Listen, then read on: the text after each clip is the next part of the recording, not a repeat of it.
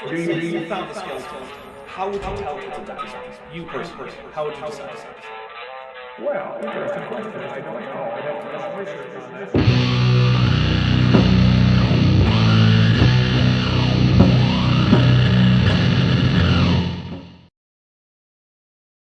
All right. Well, welcome to Eric with Erica for The Revenge. I am here with my co-host, the Gutsick Gibbon, Erica. Erica, how are you? What's up, boys? Yes, I am doing well. I am actually in the middle of nowhere as of right now, which is why I'm not appearing with my normally very much Homo sapien style mug, and I'm coming to you as the blue Gutsick Gibbon. But I'm doing well. I'm sitting here with a cup of coffee, a big cinnamon roll, and I'm ready to talk trash about Eric. Well, that is always a good time. I am also ready to talk some trash about Eric. So this video that I found it's actually all the way back from 2006. So this is from before the falling out between Eric and his father. So the Stone Age. Yes. So we're actually going to get some classic Kent style Eric Hovind from back when he was still basically just parroting a lot of his dad's stuff. So one of the things I had sent to you when I sent this to you was it's a little bit basic. But we're still going to get to go through a lot of stuff. And I cut out about 5 minutes of Eric waffling about his family and how... Oh, no. I love hearing about the Hovind clan. All right, you want me to sum it up for you? Yes, please do. Back in 2006, Kent, Eric, their sister Marlissa, and their other brother Kent Jr. all lived in like a one-block area on a single street. And they used to, like go hang out and do barbecues together and whatnot. And then suddenly, someone forgot to pay payroll taxes. And that fell apart. And now, they don't talk. It's a real bummer that the Hovind commune used to actually have more than one Hovind. I mean, yeah, there used to be, what? Okay, so Eric's wife, Kent Jr., Kent Jr.'s wife, Kent and Kent's wife, and then at least 2 Kent grandchildren, so we're looking at like 8 Hovinds? A whole troop of them. Basically. Yeah, that would be a small little monkey troop, right? Just a little one. That's like a 1 mil unit almost. There you go. So but yeah, oh man. Yeah, it's Trouble in Paradise back in 2006. Yeah, actually I'm gonna full screen this so you guys don't have to see my stupid start or taskbar or whatever you call it. Okay, but before we really get going, we have to remember that there are some rules here. We got the drinking rules, and unfortunately for myself, I need to get work done after this. So I am, instead of doing my more normal whiskey and cola, or rum and cola, or whiskey and ginger ale, or even just vodka and something, I am drinking some whiskey, a little bit of lime juice, and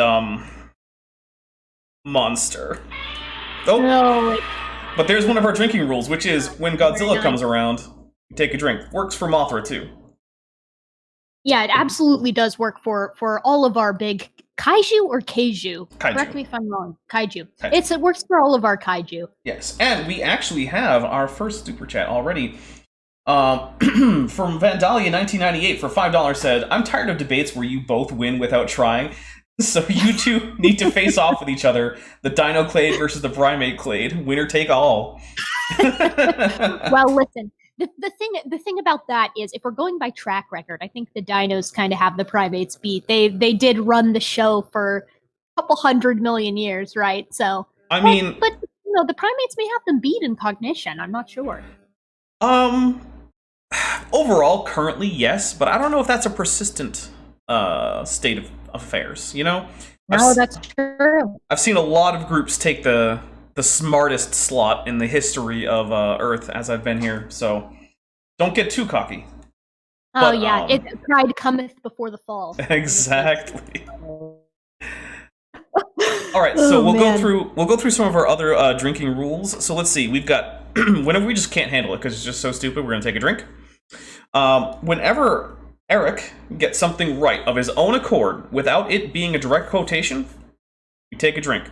That always happens on these streams, but it's always the rarest reason to drink. by a long shot. And also, Yeah. oh, sorry.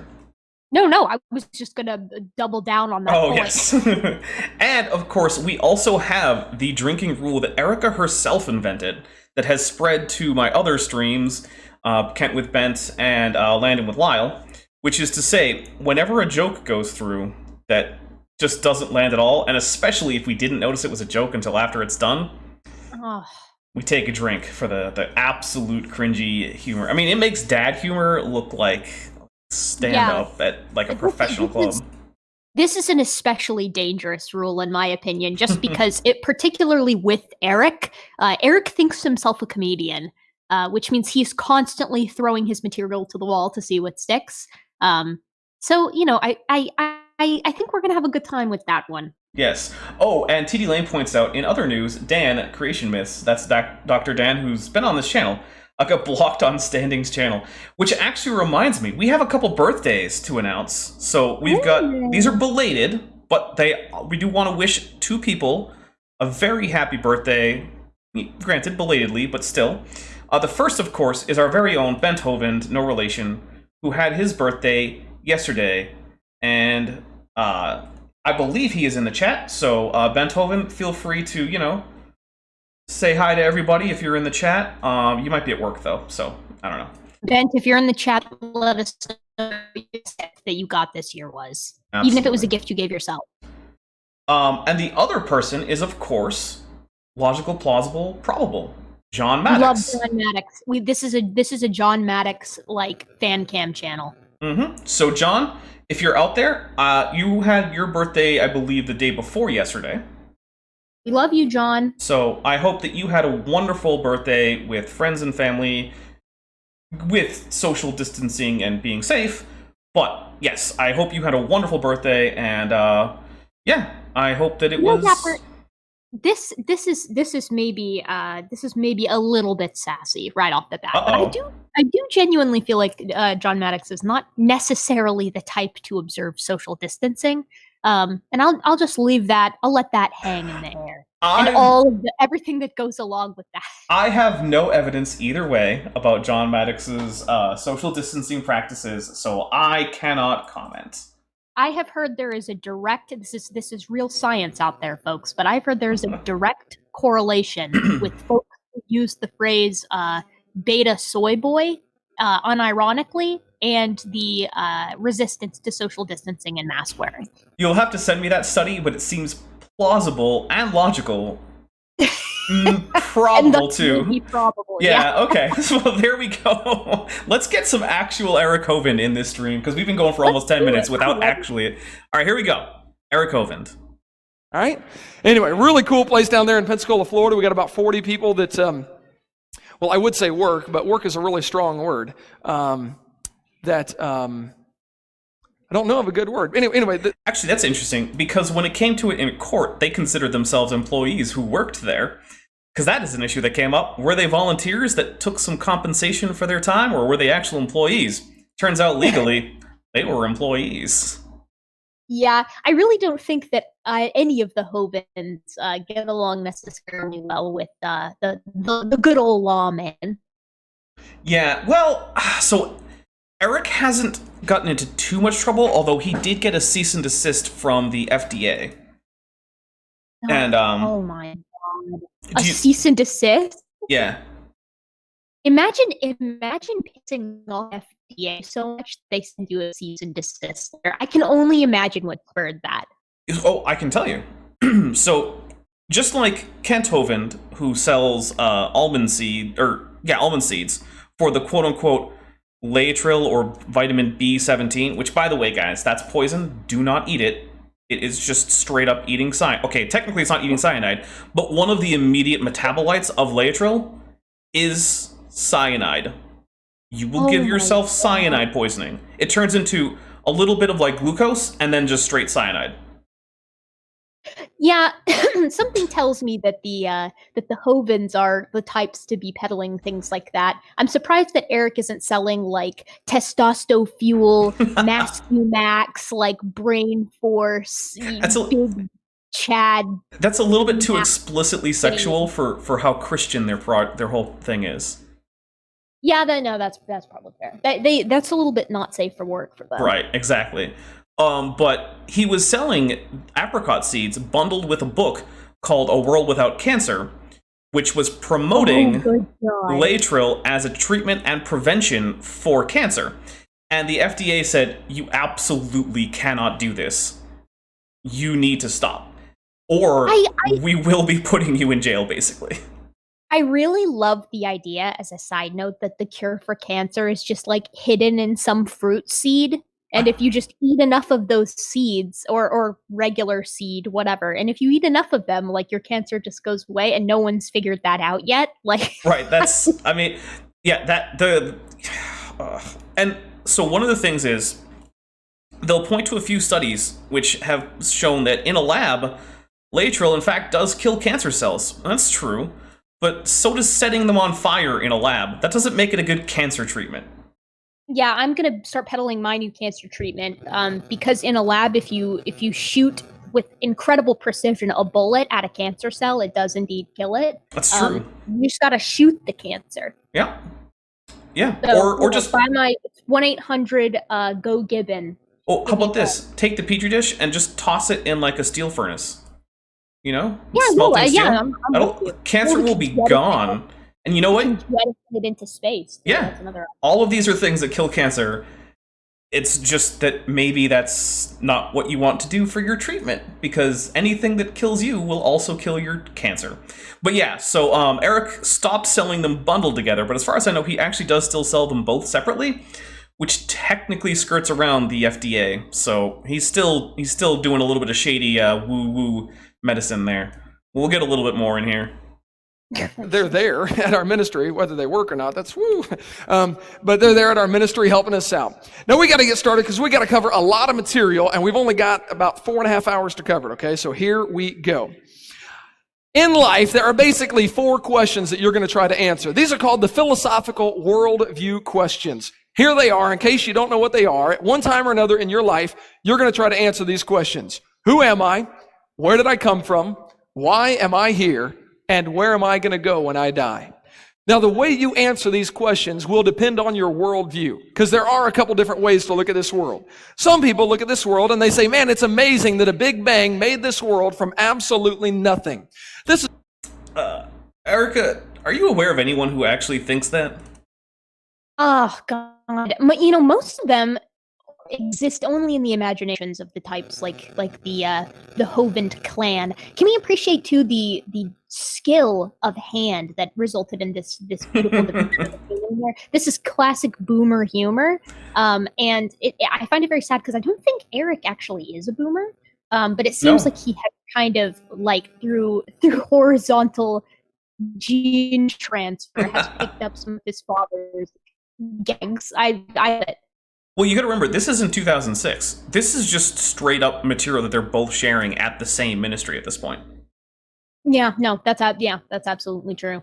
So yeah, they're at this point, there is not really a big distinction between Eric and Kent Hovind. It's just that Eric is basically a traveling clone of Kent Hovind at this point in the timeline. He just goes and gives the same talks when Kent isn't available. Yeah, Eric isn't too, he's not too focused on his image being portrayed as someone who can actually like answer the questions head on. He's the type, who will immediately, when caught in a lie, turn it into a philosophical conversation. Yeah, and also Microraptor points out that boomer seems to be more of a mindset, and there's definitely some truth to that. Yeah, Eric, there's a boomer philosophy you can subscribe to. Yeah, and it's I suggest you don't. I can't force you to. Or not. Yeah, leave that big boomer energy at the door, folks. Which, by the way, we got 51 people viewing, and I'm only seeing 21 likes. So if you want to help me out a little bit, hit that like button.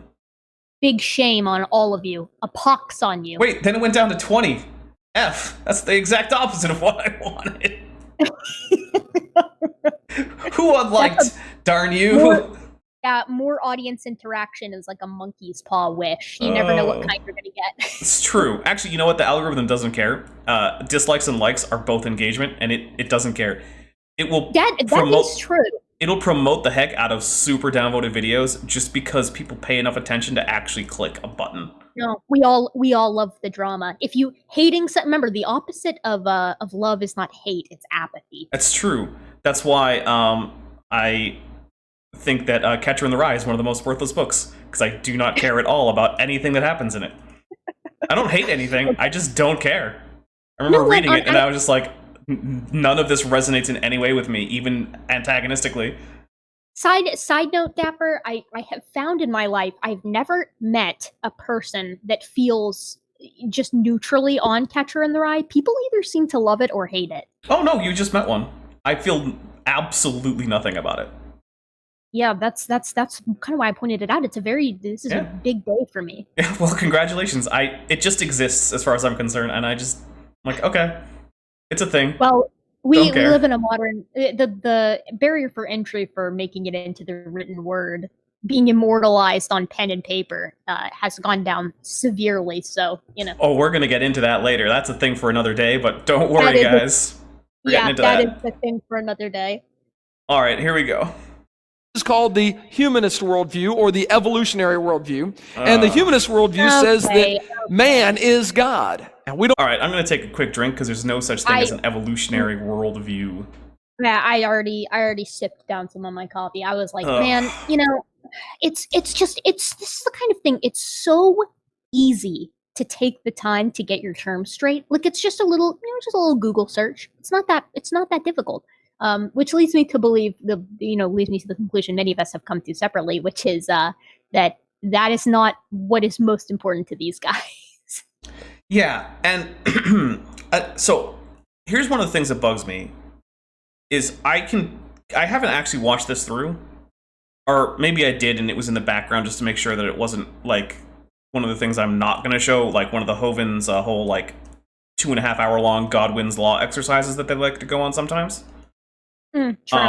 Which I do not have because I'm not going to do a 2.5 hour contra to Godwin's Law. Like, no, it's not going to happen, guys. I'm sorry. It's just it's not. You can find that somewhere else. So I don't actually know where he's going to go with this, but I suspect what he's going to do is be like, oh, evolution either doesn't answer these worldview questions, which no, it doesn't. I mean, neither does the germ theory of disease. I'm going with man's word, God's word interpretation. Okay, yeah, because that's the other option is like, according to evolution, man's word, these are the answers that you're going to get. So like one of them is like, who am I? And it's like, oh, if God's word is true, then you're made in the image of God and you have worth as an individual child of God and all that. I'm like, okay, and if evolution is true, you're just a monkey. And it's like, first of all, who and what are different questions. And second of all, the return to monkey is all any of us can ask for. I mean, there are aspects to the average monkey life that I don't like. The whole getting eaten by an eagle at like 2 years old is one of them.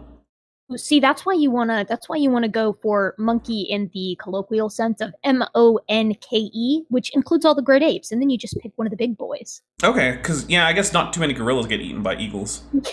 Yeah, as long as you're of an appropriate size. Yeah.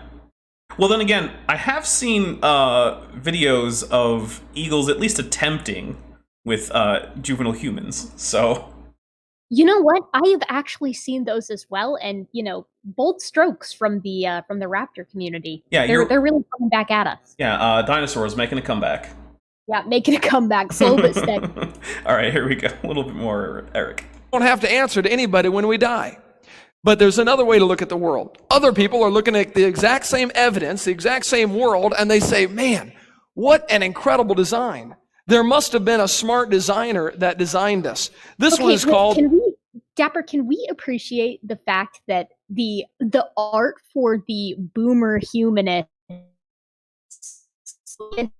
it's clear we've got an alpha Chad for the creationist worldview, motioning with his bulging biceps to the planet.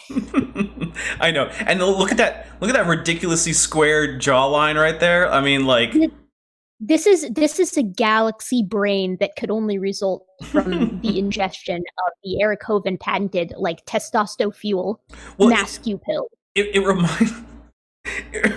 Sorry, it reminds me of Chick Tracts. Have you ever seen those? all of the evil tempters and professors and stuff, they all basically look like like 1920s Jewish stereotypes. Oh Like, my God, they all I know. have hook noses and glasses, and they're all fat and balding. And, like, all of the Christians are, like, blonde hair, blue-eyed guys with, like, jawlines you could cut steel with. And it's just like, Yeah. what are you doing? Why is this a thing? No. It's, your bias is showing, guys. And, Just- the joke is on them. Everyone's got a type. My type is the former. Oh, you go for the 1920s Jewish stereotype guy? Oh yeah, that's my exclusive type. Oh, okay. Fair enough. Well, hey, if you're a 1920s Jewish stereotype, go check out Gutsy Gibbons' channel. Listen, you know where to come, guys. Come on. Wait, aren't you about to be Phrasing. the next Mrs. Hovind? I think I saw something about that on Modern Day That is Debate. true.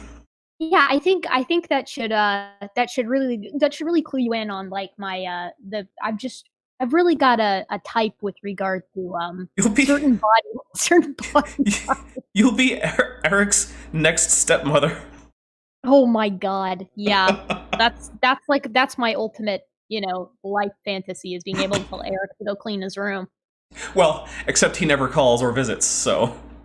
Yeah, true. Yeah, I'm hoping to, it's a long con. I'm hoping to, worm my way into the family and then reunite the Hovinds. Oh, you're gonna bridge the gap. Okay.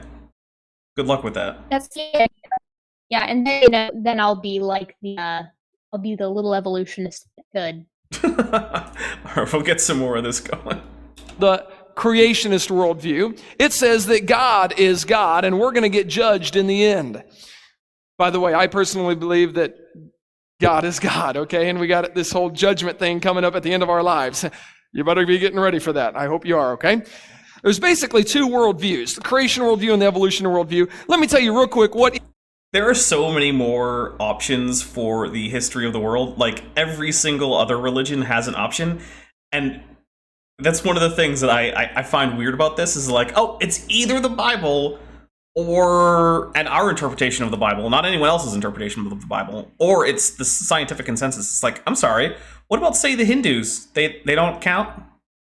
They don't have an origin story? A reduction to a dichotomy is really key for, the kind of swill that they peddle. Oh, yeah. I mean, and you're absolutely right. Like, listen, Ganesh has some cool things to say. Yep. We can all learn a little bit from Ganesh and folks over there in the Hindu worldview, as they would like to say. Appreciating too how Eric's got like the what's the word I'm looking for? The kind of like style that Hovind the Senior has with the let's just go ahead and make sure that that's not going to be you, okay? Anyways, then moves on. It's he's really been brought up in the shadow. Well, I mean, he's been probably watching his dad's speeches for ever. Like, I think to myself, man, maybe I watched a little bit too much Kent Hovind just with Kent with Bent, which is basically all I ever watch. Occasionally I watch his Whack and Atheist just to see if it's worth responding to. Spoilers, it almost never is. No. I can't even imagine. Modern Hovind is just past Hovind, but like wrinklier.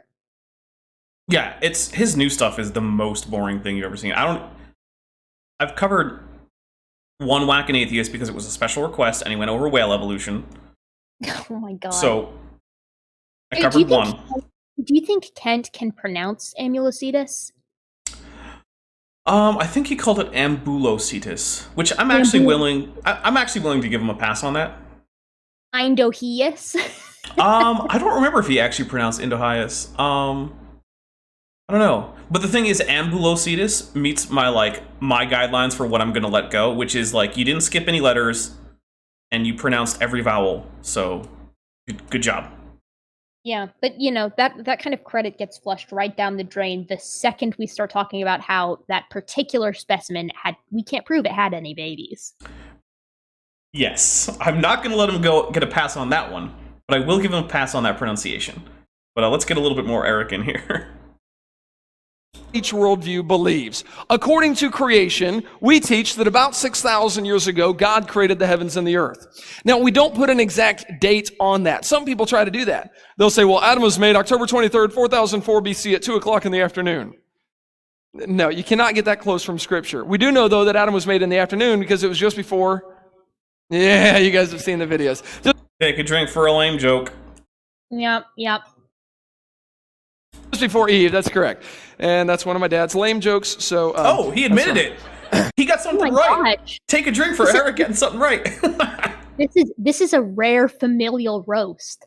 I know, and it's fourth wall breaking too, which I like. It is, yeah. That's a little bit too meta for my taste. I don't like when I feel like Eric is talking directly to me. Oh, hey, you know what? I've on Apologia's channel. Apologia has a phone call with Eric, so we might actually be able to swing an actual phone call if we play our cards right. Oh God, yeah. Paul has the direct line. Well, I mean, he paid for it. Yeah, yeah, true. He shelled out the money, so he got a direct line. I mean, what are you gonna do? You know what, though? It might be worth the cash to me to get like Thanksgiving and Christmas text messages from Eric and family. Like, I feel like Eric is the type to send you like a bitmoji of his little like emoji character in like a turkey costume, and it's like, let's give thanks and remember what Thanksgiving is really about. Hey, we don't have an Eric Hovind emoji, but we do have a Kent Hovind emoji for the channel members. So if you guys want to go ahead and check out Kent's in the chat. Kent's in the chat. So we have our channel member emojis include me, a tetrapod wearing a nice top hat, just the top hat, Kent, a monocle, Murphy the Goblin, Godzilla, and Mothra. So if you want access to some of those, feel free to join. And yeah, you can spam Kent in the chat, or if you super chat with either of the kaiju emojis, I also take a drink for that. So feel free. Oh, perfect. Yeah. All right, let's get a little bit more of the Eric Hovind after I move my sound canceling tile a little bit so I can see the play button. Sorry about that. Then we believe, according to creation, 4,400 years ago, there was a flood that destroyed the world.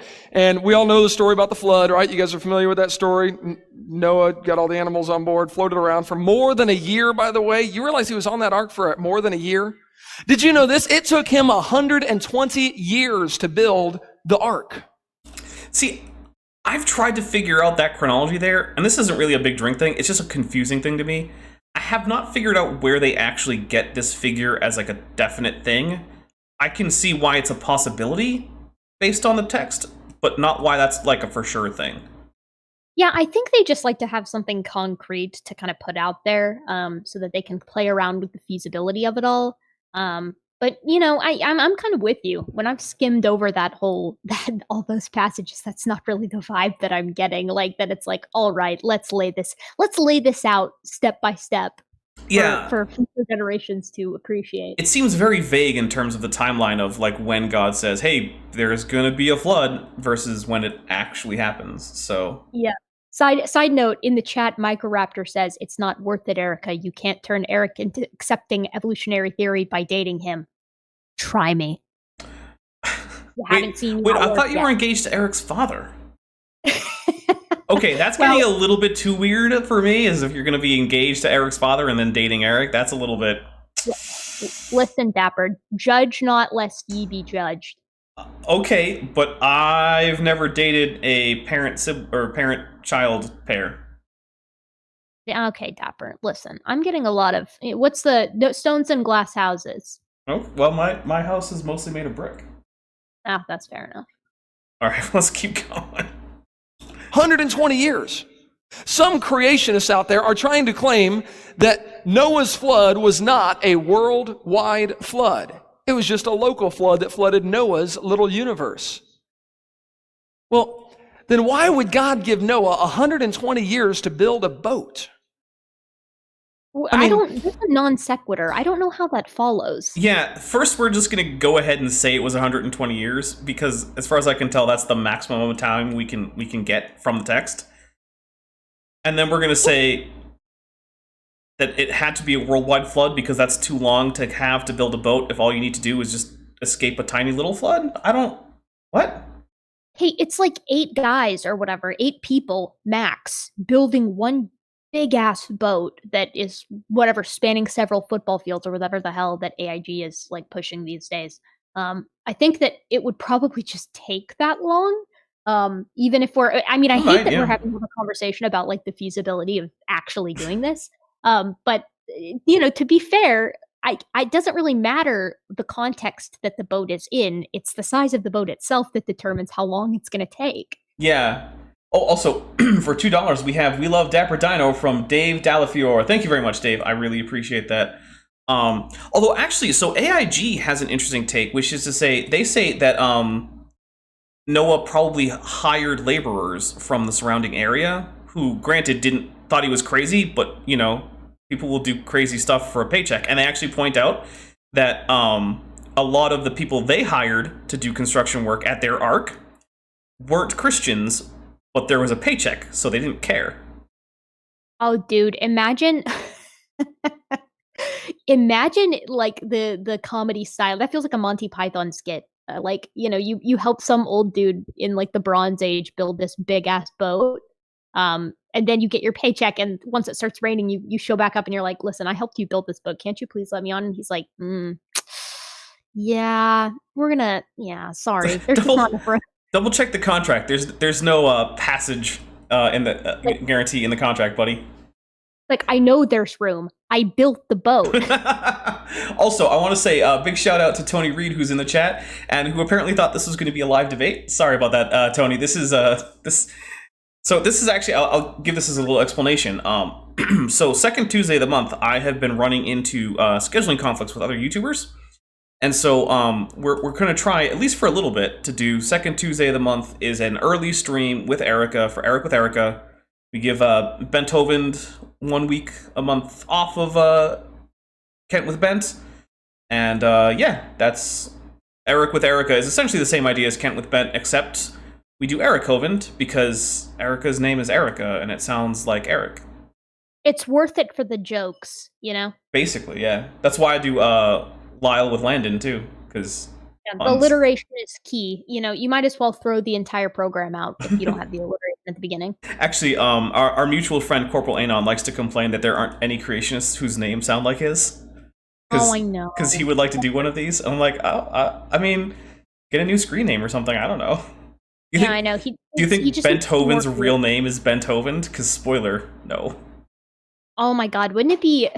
Yeah, what Corporal Anon needs to do is like change his name to something that can work with Andrew Snelling. Oh yeah. Problem is, you'd never get him off the show. Also, we have a couple super chats. So for $5 from Danish Debate, or sorry, for 50 kroners, it's just the same color as the $5. So I don't know why I did that, but for 50 kroners, we've got they just mean 120 years in a local flood. You could just outwalk it. Also, hey you two, still love it. 50 kroners towards your liver damage. Thank you. And we also have for another $2 from Dave Dalafiore, Eric the half of B. I'm not sure what that means. If you want to clarify that in the chat, feel free. But I think we should hit. I saw that and I thought I'd stroked out for a second. No, it's what it says for me too. Wait, hold on. Okay. Let me try smiling and see if my face is even. Yeah, mine's good for now. Yeah. But ask me again at the end of the stream. All right, here we go. In 120 years, you could move. Oh, yeah, that is, yeah. Anywhere. Danish debater is definitely Why would right. you build a boat? No, it really was a worldwide flood. Yeah, that's a... Oh, that was a joke, yeah. Yeah, the thing is that, you know, he thinks that you can use, like, prolonged pauses as some way to bolster the humor. But nothing can ever top the biggest joke of all, which is that we're talking about a literal global flood. Oof. Yeah. But Erica, you know what? If you use the right intonation, then anything can be a joke. No, fair enough. That is fair enough. Let's, we do need to give Eric a little bit of credit. I do find it both bold and stylish that he's picked sort of a salmon pinkish shirt for today. Yeah. Good on him. He's really like that. You would think that Kent would be the kind of father that would like outlaw boys even being in the vicinity of the color pink, but yeah. And he's even got like the contrasting color on the collar and everything. He does. I like the claims that I bet he claims like his wife dresses him, but he's just actually kind of good at matching colors and doesn't want to take credit for it. Yeah, he's actually got some nice like warm colors and even a little bit of pink in the tie to kind of pull it all together. So you know what? Good job, Eric. It really matches like the flushed color of his face too. It's just a big old blob of pink right on the screen. Oh yeah. All right. Just like the Bible's talking about, okay? And that's what we think happened about 4,400 years ago. 2,000 years ago is when Jesus Christ was here. You guys know who he is, right? You guys heard of him? Okay, yeah. And now here we are today in the year 2006, waiting for God to come back. And that could be any minute. And I am ready for that. So if all of a sudden I disappear, that's a good thing, all right? That's really cool. Wait, was that... Yeah, first of all, I do think that was a joke and we missed it almost entirely. But second of all, is that like isn't that a pretty typical correlation with the younger creationists and like the literal rapture? Yeah, it's pretty hard as far as I can tell to find young earth creationists who aren't big into the rapture. And the thing about the rapture is it's kind of a weird thing. That idea didn't really exist until like the late 1800s, where basically some little girl had a vision and created a new interpretation of the caught up in the air in verse. And if you look for like, you know, the first like 1800 years or so of Christianity, there was no idea about the end times, including this period where all of the Christians just kind of disappear up into heaven.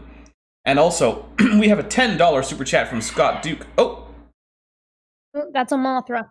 It is a Mothra. I'm going to turn Mothra up a little bit. She's a little on the quiet side. Sorry, Mothra. We can't, I don't mean any disrespect to Mothra because the Queen of the Monsters does not brook any disrespect.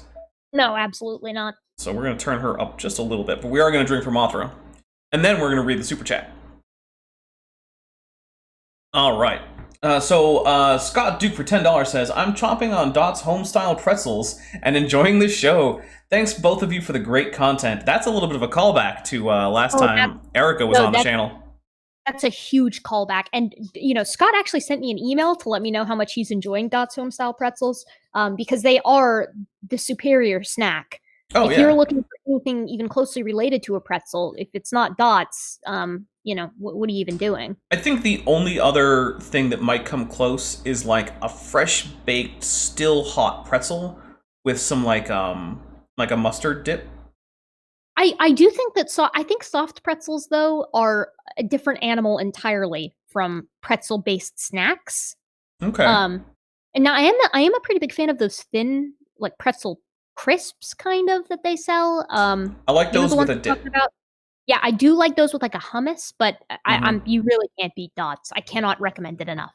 You know, I'm hoping eventually that Dots is going to message me and ask me to, you know, ask if they'll be my sponsor. I am willing to move to North Dakota to make that happen. Well, hey, Dots, give Erica a call, you know, sponsor some of her videos. Come on, Dots. Heck, sponsor some of my videos. Yeah, sponsor Dapper and I. We will both shill for Dots. I'll shill for Dots for free, though. I'll put a gigantic CGI bag of Dots on my set. I promise. Oh my god. Dapper, you need to... Have you had Dots? If you haven't, you really need to make that happen. Yeah, I have. They're delicious. Okay, thank God. I'm just making sure. They're just not on my set. Yes. Sorry, just walked by a giant air conditioner. Whoops. All right, let's get some more Eric in. Now we compare that to the evolution worldview. According to evolution, this is what the evolutionists teach. They say about 20 billion years ago, there was a big bang. We'll talk about that big bang here in just a second. Then they believe that nothing happened. Oh, yeah. Forget the core tenet of a theory of evolution, which is the Big Bang. Something that's completely irrelevant to the theory of evolution? Yeah, while we're at it, let's go ahead and discuss Newtonian physics, relativity, maybe some of the nuclear forces. Oh, what about quantum chromodynamics? Let's talk about that too. Yeah, that is, I think that's one of the mechanisms of evolution, actually. Oh, yeah, definitely. I mean, you learn about that in like Biology 101. It's like, okay, so here are the colors of quarks, and you go into how the whole color analogy works, and talk about quarks flipping states, and strange quarks and charm quarks, and up and down, and yeah. Also, for $2 from Dave Delafiore, pretzels come from pretzels. Yeah, they're still pretzel kind. I've never seen a pretzel produce a non-pretzel. But you have to awesome. remember, evolutionists will try to trick you and tell you that pretzels came from the water. Oh, you know what? I've heard the evolutionist lie that there's some kind of connection between pretzels and bagels because they're Yep. both boiled before you cook them. And Yep. don't believe the lies, everybody. Yeah, do you really believe that a pretzel is related to a pine nut? Oh man, that makes me want some pine nuts. I love pine nuts. Stop! I'm such a I was Stop tempting me when I still have almost 2 weeks left before I go shopping again. I know. The thing is, I'm just bitter because I already finished my cinnamon roll. Oh well, that F in the chat for no more cinnamon roll left. I know. It was actually the last one on the stove too, so I Oof. can't even have another. Big oof there. Yeah. I know, All right, so. more Eric Continue. to add punishment to all this pain of lack of cinnamon. No, we're masochists. If you get into this industry, the industry of creation is busting, which is booming, of course. You got to be a masochist. That's why I'm making all those stacks. Yeah, that's why we make the big bucks. I'm sitting here lying on my pile of money while we do this stream. I've just got a pot, like a heap of gold bullions, like I'm Smaug from the Hobbit, just lying on my gold. Yeah, all my riches, my big, like, comically sized novelty jewels, while I bust creationism. That's why I buy store brand ginger ale. Oh yeah. Yeah, we get all this. This is our big check cut from George Soros and all the other, like, evolutionist promoters. And for another $2 we have from Dave Dalafiore, soft pretzel tissue found in potato chips. Oh! You know what that means? That means there's a young culinary industry. Get wrecked, old cookists. Yeah. Oh, that's great. I love that. All right, here we go. For quite a while, 4.6 billion years ago is when the Earth cooled down. And the Earth formed a hard, rocky crust. So you got 20 billion years ago, Big Bang. 4.6 billion years ago, the Earth formed. And it formed a hard, rocky crust. And then it rained on the rocks for millions of years. And then oceans were formed because of all the rain. Obviously, you're going to get a lot of water, makes oceans. And then the oceans mixed with the rock and made something incredible called primordial soup. Yes, ladies and gentlemen, the rocks and the oceans mixed together and made soup. And then something amazing happened. It never has happened before, has never happened after. But 3 billion years ago, the soup came alive. Incredible feat, absolutely amazing. It also found somebody to marry and something to eat. 2 really good tricks. And now, ladies and gentlemen, here we are today after 3 billion years of evolution. Those are your 2 worldviews. You get to choose which one you believe in. You can either believe in the creation worldview or you can believe in the evolutionary worldview. It is totally up to you. You got free choice here, okay? Or you could believe in any of an infinite amount of other, possibilities, but hey, who cares about that, right? The thing that kills me about this too is that we're not even appreciating the fact that Eric, in reference to the first prokaryotic cells, started talking about how they could find another prokaryotic cell to marry and reproduce with. It doesn't take a genius to recall from high school biology that prokaryotic organisms very frequently reproduce asexually. Right. And scramble horizontal gene transfer. Right. You don't even have to remember that second part, just the first part. Exactly. And the other thing is, even when prokaryotes engage in something that is at least analogous to sexual reproduction, it is not, the formation of a new cell as a result of gametes released by the first 2. Like, no. They link up, they send out a little tendril, if you will, connecting their cell interiors, and they exchange a little bit of DNA, and they go on their merry way and reproduce from there. Like, yeah, it's a little genetic swap meet. Yeah, it's very, very loosely analogous to like a multicellular eukaryote sexual reproduction in the style of like plants or animals or something. The thing is like, I wish I could say it's wholesome, but it's wholesome in a gross way. Like, it's wholesome in a way that, like, I feel like Eric would call the cells like sluts if they reproduced without.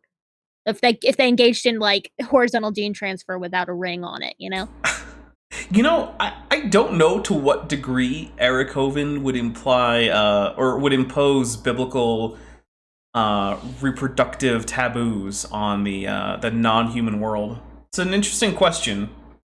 Slut shaming. Wouldn't that be horrible? Also, $2 from Dave Delafiore. Sorry, you can't prove that Pretzel had any kids. That's true. I can't. You can't. You cannot prove that Pretzel had any kids. Nope. That is a good point. You people believe that Pretzel evolved from salt. Which by the way, in case you guys don't know, virtually every salt mine in the world disproves young Earth creationism. So thanks, salt. Or a fun fact is you could just walk outside and pick up a rock. The formation of that rock, odds are almost certainly young Earth creationism. Yeah, almost certainly. Like artificial granite. There's a few coastlines here and there where that might not be the case, but chances are yes. Very few. All right, here we go. A little bit more Eric Hovind. You can believe whatever you want.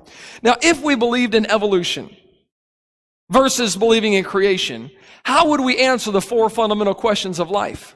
Like question number 1, who am I? According to evolution, who are you?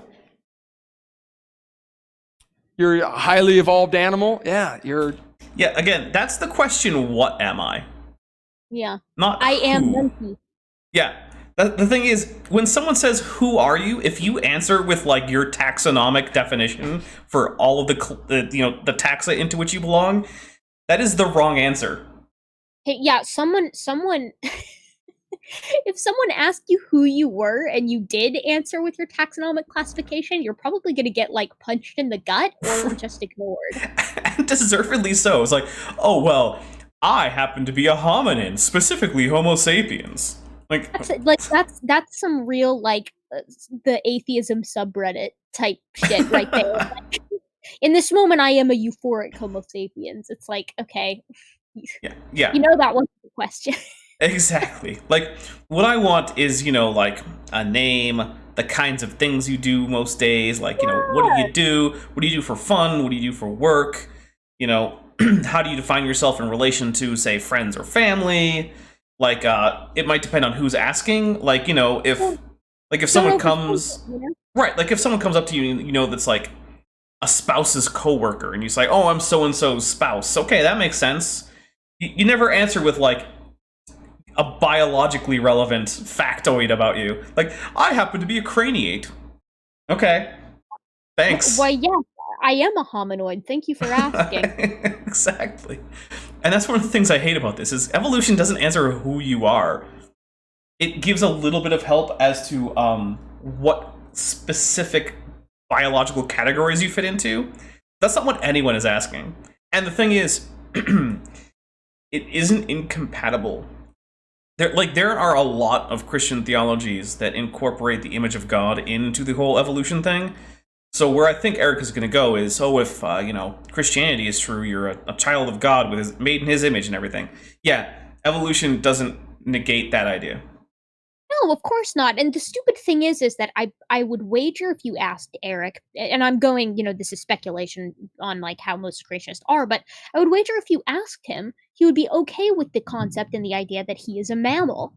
For whatever reason, they have very, very tough lines once you get past mammal as a yeah, it's weird. They're like, nah, I don't know about a primate. It's like, really? What is it about mammal that makes it okay for you to be a mammal, but primate that makes it not okay for you to be a primate? I just don't get it. I think it's such a bizarre place to draw the line. But it's such a broad category too that they draw the line at. But I guess on the one hand, I don't think most people know like the anatomical definition for primate. Yeah. But on the other hand, I feel like in like grade school you learn what a mammal is. And when you look around and you're like, oh, hey, look, humans have boobs and hair. I wonder which of these categories they fit into. It's kind of hard not to say mammal. It's like what are you going to do? Yeah, yes, I myself am a reptile. Yeah, that's one of those things. It's like, well, I mean, that's what you learn in school, right? Mammaries and hair. Those are the big things. Well, have you ever seen a human? They kind of got it. Whereas like no one's going around with like, oh, you know, the specific like arrangement of like the shoulder girdles and the enclosed, you know, eye sockets and whatnot. Shoulders or you just said shoulders, but the you know the clavicle, the skull, whatever, jaws, teeth. Yeah, right, people. Like, yeah. Oh, and for $2 we got from Dave Delafiore, pretzels are more complicated than the space shuttle. You know what? I'm taking a drink because that was great. I really like that. Yeah, we're having fun today. This is a little bit of a comedy. Have you heard Kent Hovind say that a nucleotide is more complicated than a truck?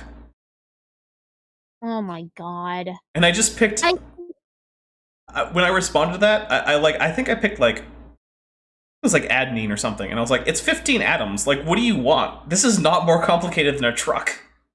Well, Mark Drisdale had a conversation with Kent like months ago, and Mark like helped make parts for the real space shuttle. Like that was his job, and he was like, I can tell you for a fact that a cell is not more complicated than the space shuttle. Right. Yeah, I did see. I look. I can't imagine I didn't see it, and I seem to remember it. But I don't remember it, like the exact details off the top of my head. But yeah, it's just one of those things where it's like, I feel like Kent vastly underestimates how impressive of a machine the space shuttle was from an engineering standpoint. Although I also feel like the American public vastly overestimates how impressive of a machine it was from a practical standpoint. Because it was bonkers. Yeah, absolutely. Yeah, I'm a fan of the space shuttle from like it's cool kind of, like, you know, rule of cool, yes, space shuttles win. Actual practical space travel? No. Bad idea. Yeah, absolutely. Well, here we go. Let's get a little bit more in here. You know, that's about it.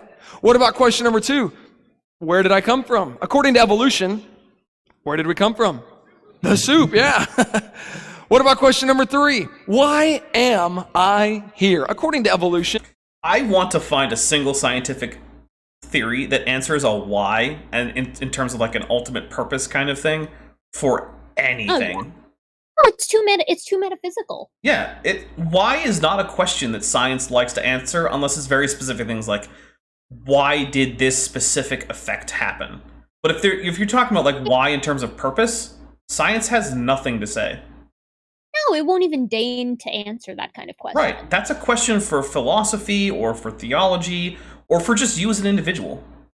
Like, right.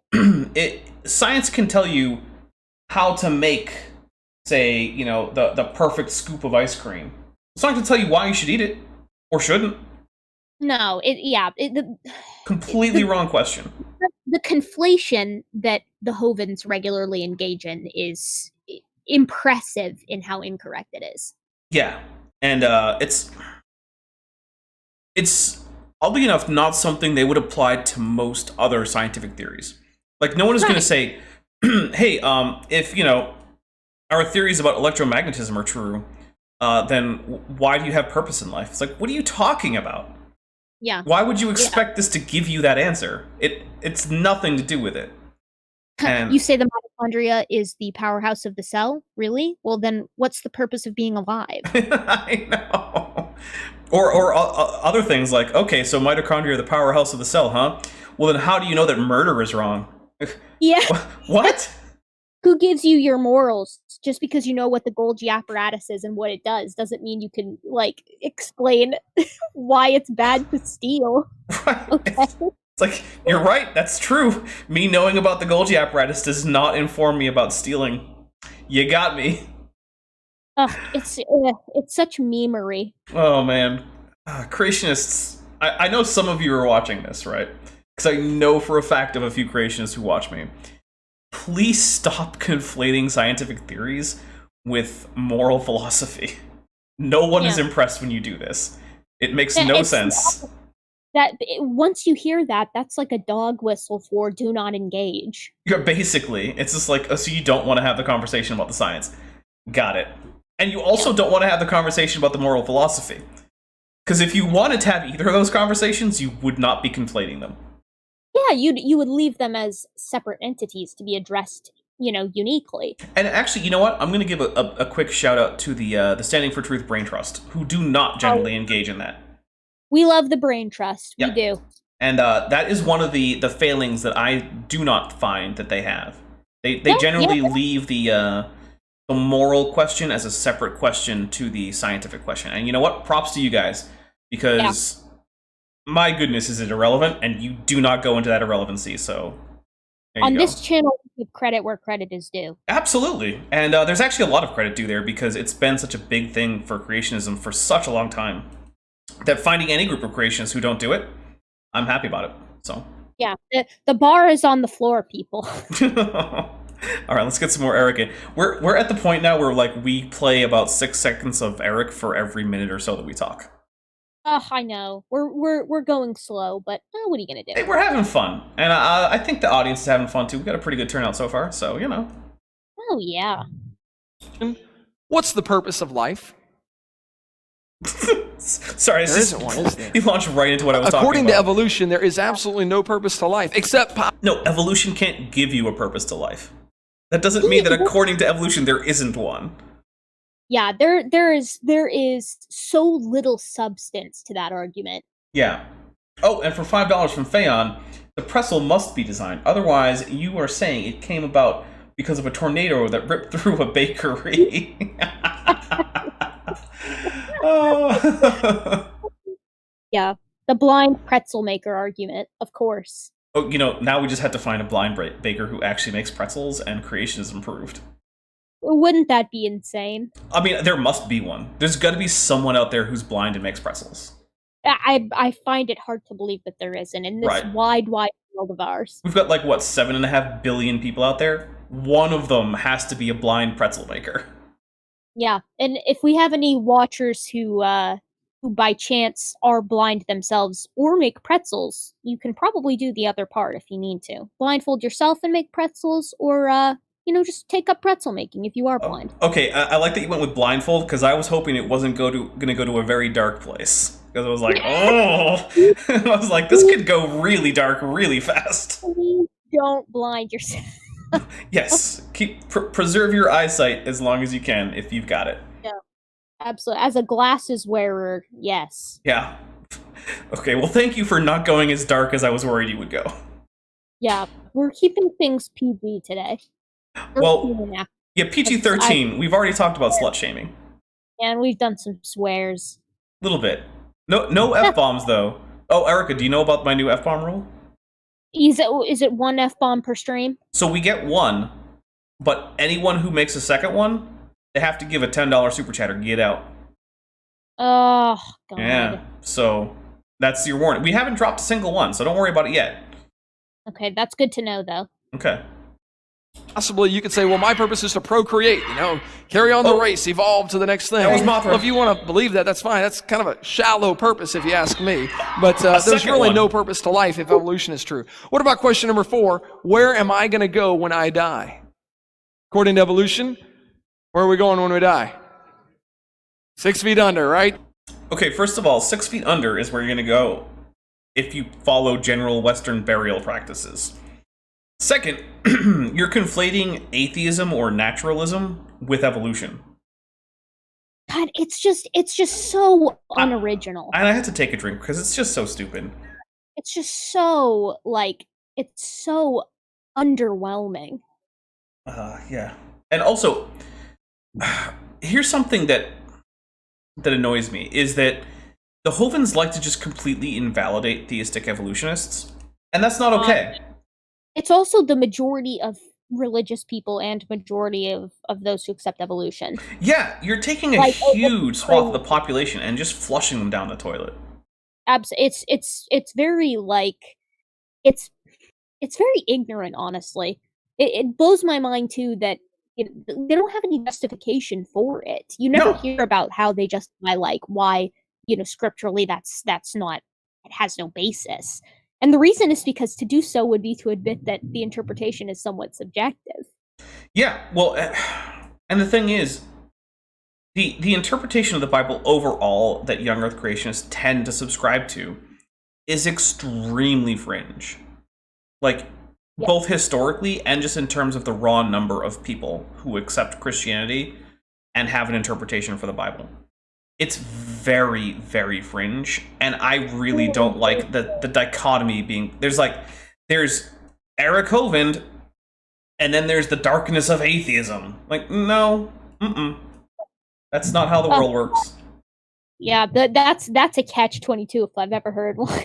Ugh, my goodness. At that point, maybe life really is meaningless if that's all we have. Yeah. The darkness of despair and existential crisis, or Eric Hovind. No, I'll just check out now. That's what I was gonna say. That's the kind of choice that makes me want to put myself through the wall. Seriously. The brick wall. Yeah.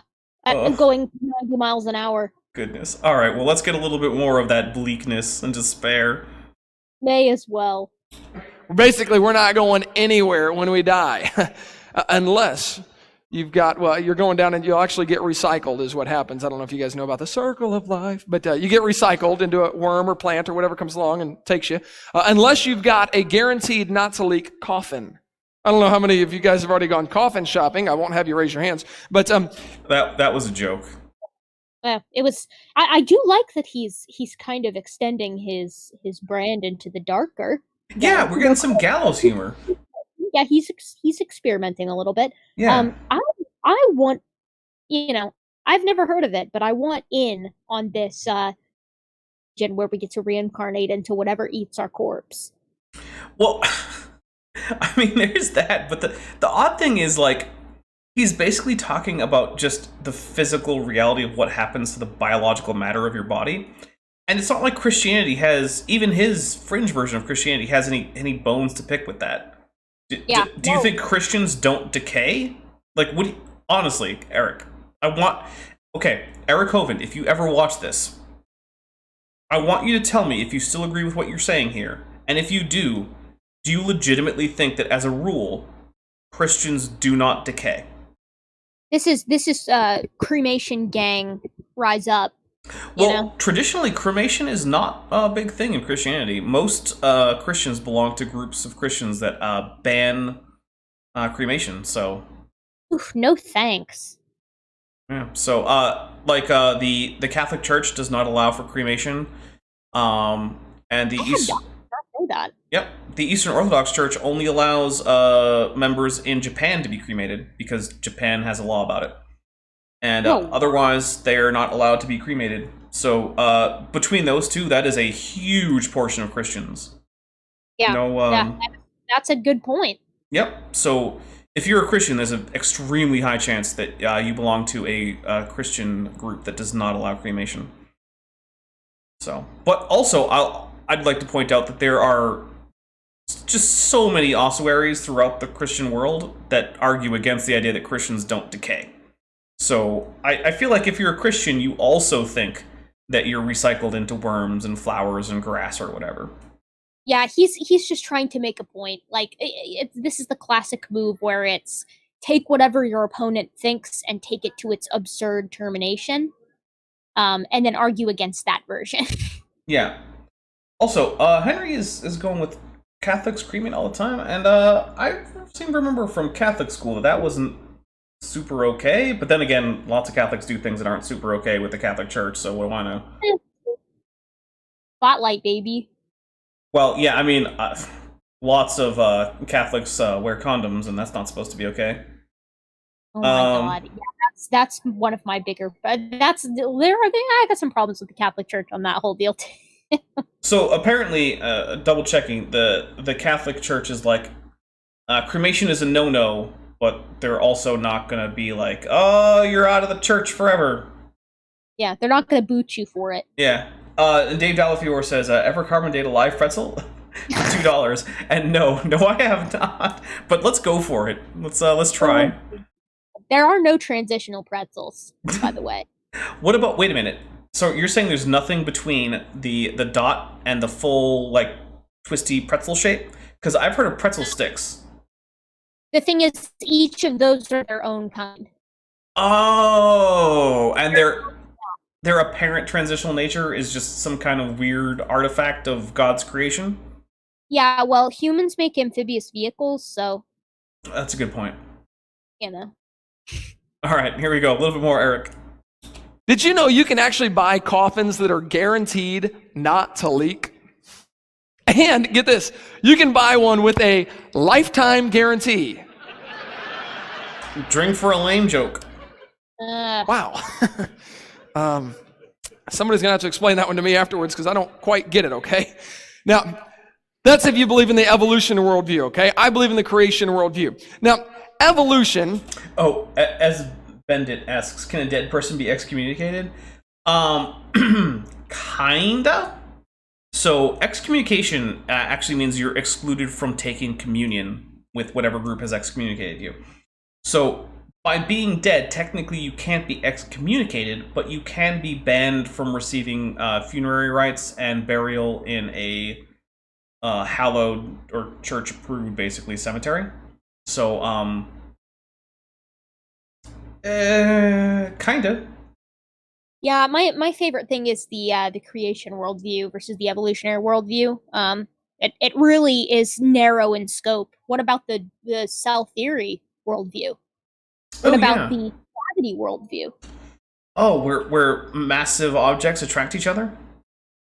Yeah. So all the worldviews are left out.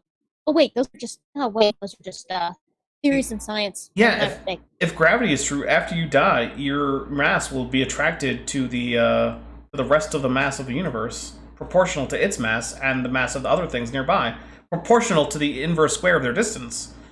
Absolutely insane. That's like the opposite of heaven, I guess. I don't even know. Sorry. Let's get a little bit more arrogant. Man, by the way, because there's a lot of Monster in this 16-ounce can, I added a lot of whiskey to this, so just gonna point that out.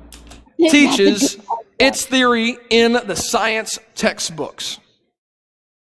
I can't help but think, is evolution really part of science, though?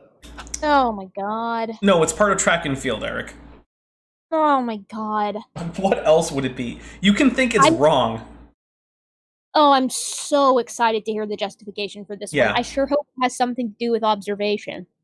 Well, let's find out. I mean, it's mixed in the science textbooks as if it's part of science, but is evolution really a part of science? I mean, there's a lot of scientists that believe in evolution. Does that help? There's a lot of science textbooks that teach evolution. Does that make evolution part of science? Actually, you know what? I'm going to say that there are a lot of scientists who accept evolution does help. Just like there's a lot of car mechanics who believe in oil changes, actually is pretty good reason to think that maybe oil changes are a part of auto mechanics. A lot of doctors believe in cancer screenings, too. Yeah. So, is it proof positive? No. Oh, drink for Godzilla. Twice. So, the thing is, from a technical standpoint, yes, the argument from authority is a fallacy, because authorities don't make things true. However, from the standpoint of I'm a layman who just has to get through life, and I want to believe things that are most likely true, in fields in which you are not an expert, if 99.99% of experts agree, which is the case for evolution, just go with the experts. Chances are you're not going to be the one to think of something to stump all the experts. Well, experts are experts for a reason. And it absolutely kills me that guys like Eric come on here and, act like they're the very first ones that have considered, the second law of thermodynamics or something. Of course, the scientific community at large is watching this video and they're like, oh, shit. Oh, you think the scientific... We really blew it on this one. Oh my goodness, thermodynamics, why didn't I think of that? Ugh. Pack it up, boys. It's time to have a mass book burning for everything. We gotta go home. By the way, Mr. Batman, when you figure out thermodynamics, give me a call and we'll talk, because I had to take a whole course in that stuff when I went through nuke school. So, yeah. I've been greatly disturbed by the resurgence of that argument lately. Yeah, it's a weird thing, because a lot of the current generation of especially YouTube creationists, which is, where I interact, right? I technically have a Reddit account. I've used it maybe 4 times in the last year and a half. And half of those times was to upvote someone who linked my video. Oh my god. Right. So I'm Oh, Godzilla. I'm extremely inactive on Reddit, so whatever. And I lost where I was going with that. But anyway, yeah. For a while, the YouTube atheist community or YouTube creationist community, which I hate using as a dichotomy to atheists, but whatever. The YouTube creationist community hasn't been big on the second law of thermodynamics, which is great because it's a stupid argument. And the people who use it never actually understand anything about thermodynamics. But maybe it's just that some of the people who are becoming active on YouTube are sort of the older generation who are just kind of figuring out YouTube. But I'm really hoping it doesn't make a comeback because it's... My favorite thing to ask everyone who uses it is just like, okay, what are the units to measure entropy? It's joules per degree Kelvin. It's joules per Kelvin, right? Right. But they never know that. None of them. And why would they? Well, right. It's just some polemic that they use. They don't actually have to know any of the actual thermodynamics. But the thing is, if you're going to use thermodynamics as an argument, you better understand thermodynamics at like the entry level. Can you define entropy? No, you can't. Yeah, and you have to know what the difference is between an open and a closed system. Mm-hmm. What do you remember Mr. Batman's definition of entropy? Yes, I do remember Mr. Batman's definition of entropy, but the problem is, the second I heard it, my brain went into protection mode. And I immediately purged it from the myelin sheaths of my neurons. It's like, quick, shut it down. We have to preserve ourselves. Yeah. Shut it down. So, okay, his definition, for those of you who didn't see my debate, was thermal equilibrium, which is not a definition for entropy. And when I asked him what units there were for entropy, the answer was thermal equilibrium. And I'm like, okay, so this system has 3 units of thermal equilibrium, is that what you're telling me? And that one has 4? What does that mean? And, like, he just had no conception of the idea that you could measure entropy. That's a thing you can sit and actually take a measure of. And also, Dave Dalafiore, for another $2 US, says, inverse square law made my pretzel straight. But yeah, so the second law thing is just so bad.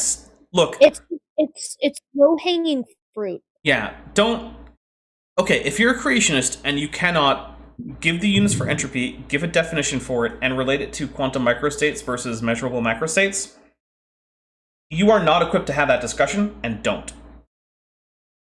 If you can do all those things, then you know why it's a stupid argument, and you're not going to use it anyway. So in conclusion, the second law is never a good argument about creation versus evolution. But let's get a little bit more Eric, and then in a little bit, I'm going to quickly grab myself some more ice and some more whiskey and some more Monster, because apparently I hate myself. I say no. No more than smoking cigarettes has to do with being a cowboy. I mean, in advertising, they put these two things together that have nothing to do with each other. Smoking cigarettes, Marlboros, and cowboys. What does smoking Marlboro have to do with being a cowboy? Is there any connection between the two things? No. Think about it. Do all cowboys smoke Marlboro? No. If you got something right, take a drink. If you're a cowboy, do you have to smoke Marlboro? No. Got if you smoke right. Marlboro, do you become a cowboy automatically? Hello? Another drink. Oh. No. Erica, did we lose you? Yeah, I was gone for like a whole minute. Well, I just said things and then continued playing the video, so sorry about that. Oh, no, I'm glad. I'm glad that there wasn't a little hiccup. Yeah, so there's this horrible thunderstorm moving through where I'm at right now. You can probably hear the thunder in the background every now and again, but the lights flickered and then I couldn't hear you anymore, and I was like, uh-oh, did I just lose him? But looks like I'm back now, so. Welcome back, but you missed 3 Eric Hovind getting things right. He said, do you have to smoke Marlboros if you're a cowboy? No. Does smoking Marlboros make you a cowboy? Nope. And do all cowboys smoke Marlboro? Nope. So you got 3 things right. That's a 3-fer. Mm-hmm. Yeah. I mean, that's almost a finish your drink, which actually I'm pretty close to anyway. Which actually means I think it's time for a quick intermission. We could go for an intermission because I have to pee, so. Well, thanks for the information. Well, I'm trying to keep you guys updated. I know it means a lot to all of you. Yes, we need to know the intimate The update for my details of bladder. anatomy. Yeah, yeah. All right. Well, here's an I intermission know. video, everybody. I will be back in a few, as will Erica, presumably. Yes.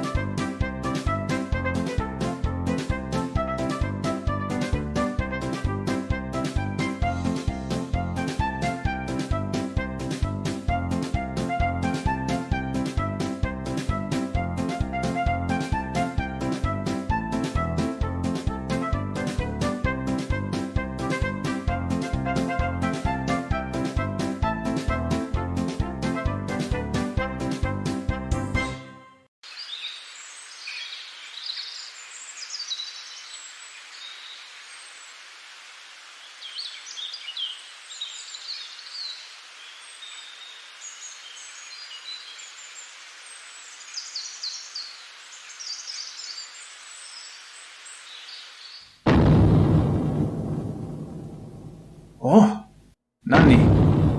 Dare? Oh, Ojira desu ka?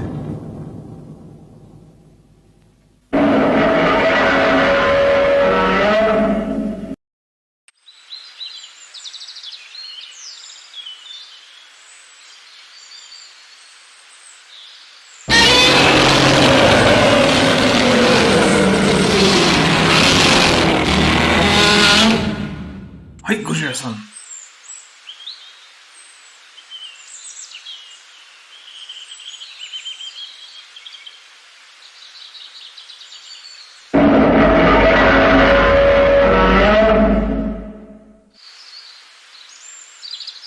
Hai.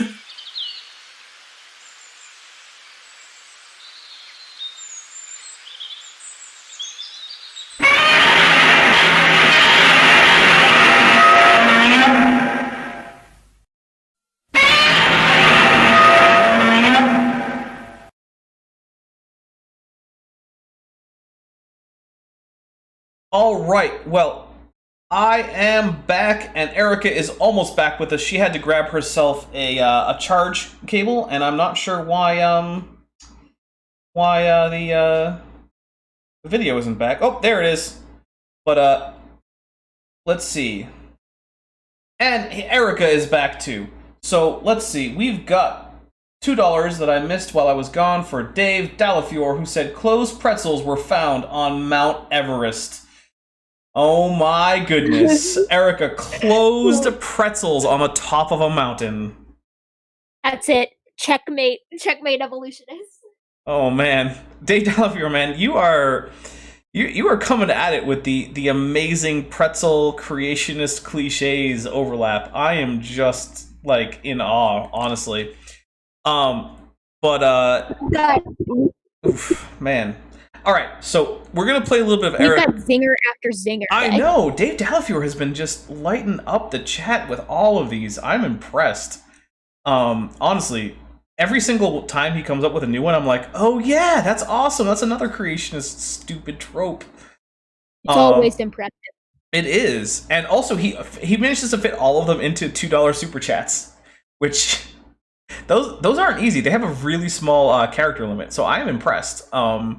Hell yeah. Yeah, and so the other thing is, I'm gonna go ahead and say this is a bit of a preview of stuff coming up, not on this channel, but on my off-topic channel.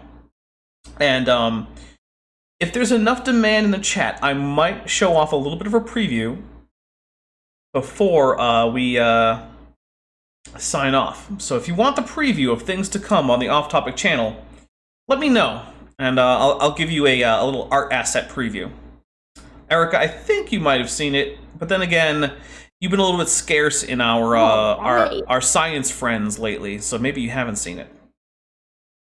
No, I know. Well, okay, the reason is because I'm literally getting ready for a big move.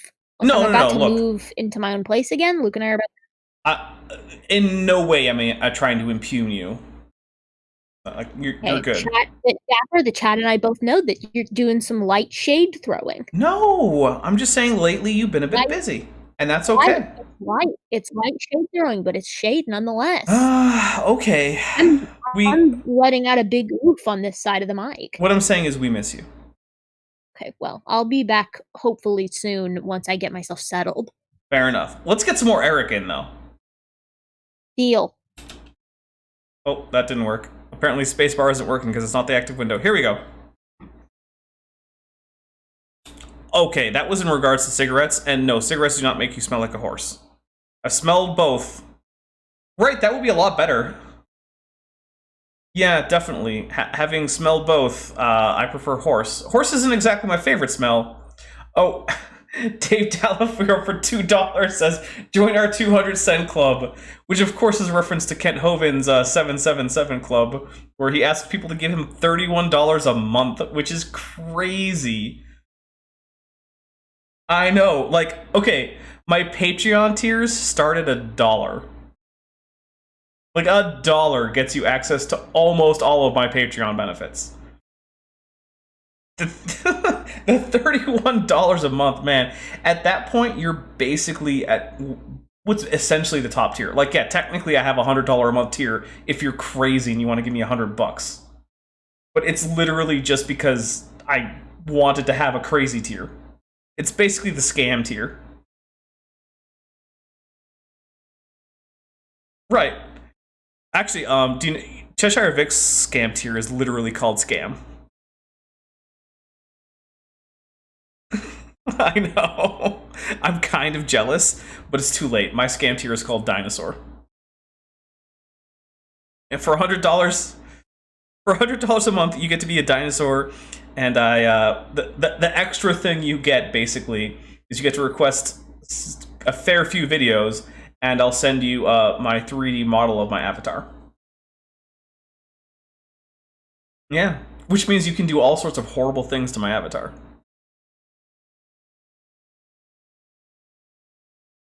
It's true. Alright, here we go.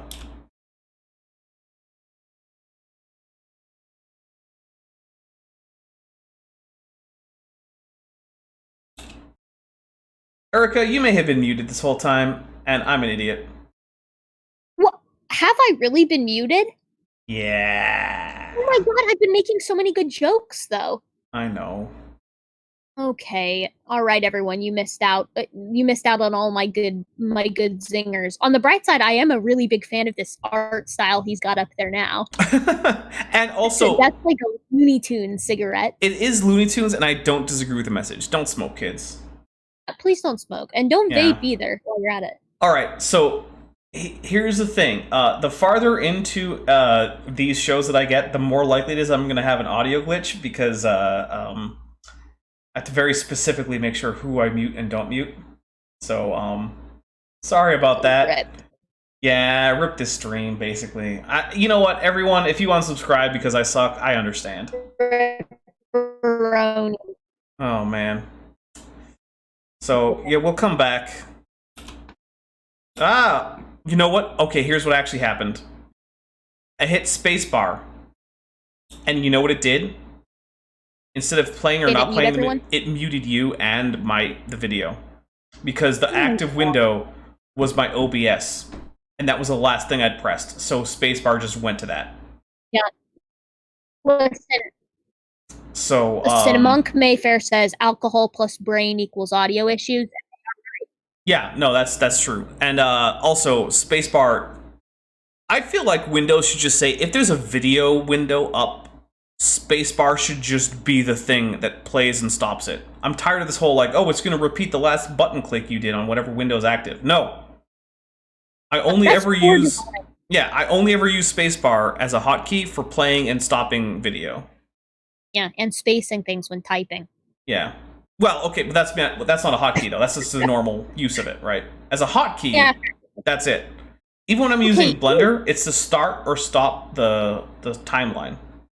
Dapper, you know that I am not good at technology. Yes. Gibbons have a low level of technology. Our cognition is much lower than higher hominids, so. Yep.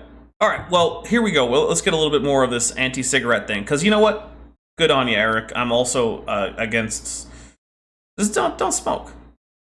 They call it the sucker. But anyway, they advertise alcohol with football. What does drinking alcohol have to do with football? Is there any connection between beer and football? Yeah, they're both fun to do at the same time. Some of you are like, yeah, you drink it when you watch it. Eric's right. I'm gonna take a drink for that. True. Yeah. I mean, I guess you could make the same connection with alcohol and Eric. I also drink alcohol when I watch him. Yeah. Yeah, no, I mean, well, you might not be doing it right now because I think you're having coffee, but I'm doing it. Look, the thing is, I'm still hungover from last night. Oof. That's rough. But like, Yeah, I feel like if I don't drink for these, like, it feels like a betrayal of the trust of the audience. No, one of us has to be drunk or drinking. Right, exactly. So, and we got a $2 super chat from Snake Was Right, which is $2 for pretzel equilibrium. Awesome. And welcome to the stream, by the way, Snake Was Right. Yeah, I did hear that pretzels are front-loaded and have some front-loaded, like, homozygosity to them. Oh! Is it created heterozygosity? Yeah, created heterozygosity. That's right. Front-loaded heterozygosity or created heterozygosity. How could I be so foolish? I'm still really anxious to see the actual mathematical modeling that allows created heterozygosity to pass through the bottleneck of Noah's Ark. So, I don't think it exists. Well, that's why I'm anxious for it. I'm awaiting it with bated breath. Fair enough. So standing. I know either you or one of your friends is going to watch this at some point. Write that paper. Let us know. I really want Standing to have Jeanson on his channel. Well, that would be awesome. I would watch that. Are you kidding me? Yeah. And then I would download really it and go over it with, my science friends, and we would tear it apart. With the gang, yeah. Right. For $2 from Dave Delafiore, pretzels and textbooks? Pretzels in the textbooks. Pretzels well, you may do that, but... I'm sorry, I missed the last thing you said. I said pretzels are a lie straight from hell. You might believe in them because they're your religion, but I'm not going to pay for it to be taught in schools. Or to be provided for free in school lunches. Get out of here. Yeah. Get out. Yeah. No tax dollars for pretzels. Yeah, we don't give our tax dollars to the false religion of pretzels. Goodness. All right, here we go. Is there any connection between alcohol, beer, and football? No, there's... Well, there's a connection between alcohol and beer, Eric. There's a little bit of a connection there. It's light, but it is present. Goodness. No connection whatsoever. Somebody asked me one time, they said, "What's the matter, Eric? Don't you like beer?" I said, "I don't know. I've never tried it. I'm 28 years old, never had one drop in my life. I want to keep it that way." I figure... And Fayon says for $2, line between pretzels on paper.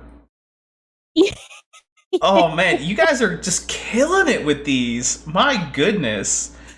This is just amazing. I am legitimately impressed with the $2 super chats on pretzels. I am full. You're full? But yeah, Eric is just he's a little bit of a killjoy, honestly. Yeah. Don't smoke, don't drink. I guess, okay, so Eric belongs to a brand of Christianity that's kind of like Buzz Killington Christianity. That is not all groups of Christians, but it's definitely Eric's version. And it's just like, my goodness, you guys are boring. Next to it is Next, Eric is going to tell us that casual sex is also bad. Yeah, he might actually. And Dave Jalafior for $2 says Sovereign Citizen pretzels at DAL gift shop. Oh man. Oh, which actually, did you, Erica? Did you see the stream that I did about the $530 million lawsuit that Kent Hovind has filed against the federal government and several others? Oh my!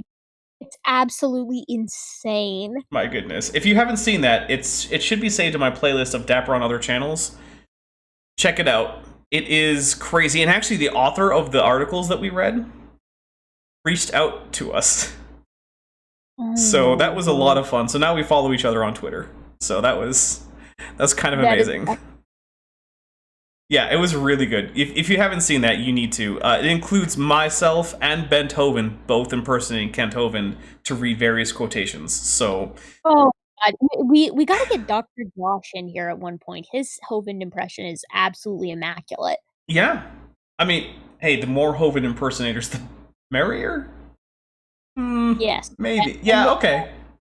All right. Sure. Let's get a little bit more Eric in. Figure I'll learn from other people's experience on that subject. But they said, well, Eric, how do you know you won't like it if you don't try it? I thought that is brilliant. I said, let me ask you a question. Have you ever laid your head underneath a semi-truck? Well, how do you know you won't like it if you don't try it, huh? Okay, I'm going to take a quick drink because this is stupid. Yeah, well... And here's the thing, right? I can work out the quick physics on why this seems like a bad idea. On the other hand, I can look around and notice that people generally enjoy drinking beer. So gee, why might in the abstract one of these things be more of an option to try to see if I like it? I don't know. I'm a really big fan, though, of the truck's front license plate saying Crusher. That is pretty good. I really like that. I like that, whoever's doing this art, like whoever Eric commissioned was like, I really want to make sure people get the idea of exactly what's going to happen. Yeah, how can I make it less ambiguous? Also, it's the name of the most attractive female character on Star Trek: The Next Generation. Prove me wrong, Bent. Crusher? Yeah. Beverly. I'm a big Beverly Crusher guy. Bent Hovind is much more a Deanna Troi guy, and we have this fight every once in a while. Big Crusher. Yeah, well, I mean, I don't know about a crush. Like, I don't know if I ever had a crush on her, but like, if you're like, oh, hey, who's the more attractive woman on Star Trek: The Next Generation? I'm giving it to Beverly. I don't know. Bev, nice. Yeah, no, I'm a Beverly guy. And also, Dave Dalafier says I like his rented shirt for $2. I'm hoping that it's a legit shirt and that it's been like pressed and stuff specifically for this. Oh, actually, that here we go in the chat. 1 for Beverly Crusher, 2 for Deanna Troi. Go for it. Very good. That'll help settle this. Not that if 2s win that I'll change my mind, but it'll at least give Ben Hovind some bragging rights. But okay, look, Icarus is that Dr. Crusher is too old and Wesley is too annoying. Look, I don't think Dr. Crusher is too old. I think she's got some experience and she knows what she's doing. I mean, just look at her crazy love affair with that ghost. If that's not going to get you to watch the show, that tagline right there, I don't know what will. I will agree, though, Wesley Crusher is too annoying, so I'm not saying that I would get into some serious relationship with Beverly Crusher. I just think she's the more attractive woman on the show. So there you go. Not exactly the smartest way to live, okay? All right, and Andreas Elva, I think, for 20 sex. This is the first time I've had sex on the show. On the show. I had to clarify. Never mind. It doesn't matter. For 20 sex, Andreas Elva says pretzel creation, dunk the bread in the strong base. There you go. Yeah, maybe that'll make some spontaneous additional pretzels if you dunk the bread in a strong base. There you go. Oh, Scott Duke says 2 and 1. All right. I mean, I'm not going to get too far into that, but I can see where you're going there. But also, the 1s win over 2. So, yeah, Beverly Crusher is the more attractive woman on The Next Generation. But There you go. But thank you for the 26. And man, did that go in a direction that I wasn't expecting. I really liked that. That was very funny. I blame the alcohol and the fact that I don't know what that currency actually is, but it's more fun to call it sex anyway. Yeah, I Gutsy, love that. thanks for quoting. Every penny. I hate all of you. No, I don't. I love all of you. Let's keep going. 8, 11, 20 from Genny. True. No doubt It's about it. Now, immortalized. a lot. I said it's immortalized now. Yeah. Now that's a quote that every one of you can get. It's 8/11/2020. All right, let's keep going with Eric. People, when we start talking about evolution versus science and start suggesting that evolution has nothing to do with science, they automatically assume, oh, you're against science. Yes. Yes. Take a drink. We are not against science. We actually like science. We love science. We teach science. My dad taught high school science for 15 years before beginning this ministry. Oh my God. The high school science. Incredible. That is absolutely incredible. My dad works for Nintendo, so Really? when the next Banjo-Kazooie game is coming out. Well, is there an NDA? Are you going to get in trouble if you tell us? Only if Eric gets in trouble for like yoinking his dad's script. Well, his dad was definitely still working with him at this point, so that's not going to happen. What a shit. For $2, Dave Dallafewer says the next generation is macroevolution. Fair enough. And for $5, Atheist Linguist says you think a pretzel stick and a twisted one are related, but a 5-year-old could tell the difference. Yeah. Also, Icarus asks, was Eric homeschooled by daddy? I don't know. I suspect so. I would be surprised if he hadn't been. So, there you go. Oh no, I didn't know. I guess Rare did get bought by Microsoft. I forgot about that. Oh. Microsoft. They're like the Disney of the computer world. They really are. Oh, drink for Godzilla. Got his PhD in education, which stands for post hole digger. He's got. Okay, first of all, that was a drink for a joke that was stupid. And also, he's talking about Kent Hovind getting a PhD in education. First of all, it's Christian education, and it's not a PhD. Which, Erica, have I told you about the idea that has been floated? Yes, Okay. I'm in. Okay, because I'm gonna look into like the legal and everything aspects around this, because I don't know. But there may be a GoFundMe coming up to fund a PhD from Patriot Bible University. Yeah, we're ready to be graduates, guys. Yeah. So I believe the initial idea is that Cheshire Vic is going to be the first person to get the PhD, and she's going to live stream her coursework. So. Please. I can't guarantee anything yet, but we're working on that. And actually, if Just a Walking Fish is here, send me a message. We should actually coordinate our idea about like Hawaiian shirts for the homeless in Alabama. Mostly because, one, it would be a great thing for the homeless people in Alabama, because Alabama is a swamp, a hot, humid swamp from hell. And I bet Hawaiian shirts are a good choice there. And also because anytime Ken Hovind is walking around, in town, all the homeless people should be dressed exactly like him. I'm in on that. Yeah, and for $2, Dave Dallafewer says Patriot Pretzel University. That's a better name than Patriot Bible University. So I think we should petition them to change their name. Yeah, let's make it happen. GoFundMe for that as well. Yeah, and Snake was right. It says, is there any chance she will get expelled for live streaming the coursework? I don't know. I don't know if we would care. Yeah, let's that mood. Drink for Godzilla. Like, if she does, okay, whatever. That's a sacrifice we're willing to make. Yeah, I'm sure that will reflect poorly on her permanent academic record, right? That one. He loves science. In school, I got a D+ in science, okay? So when it comes to science, we're like there, man, okay?